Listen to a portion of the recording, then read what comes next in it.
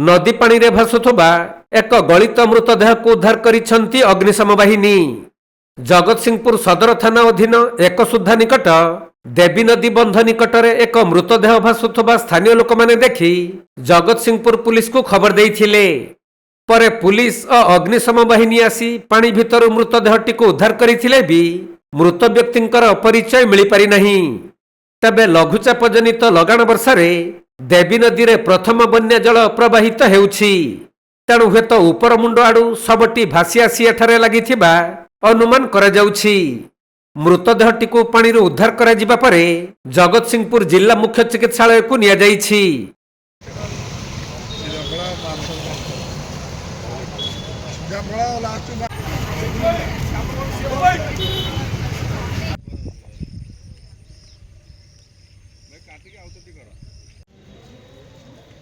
Jagatsinghpur जिल्लारू Vaishnav रावळଙ୍କ report Konark live.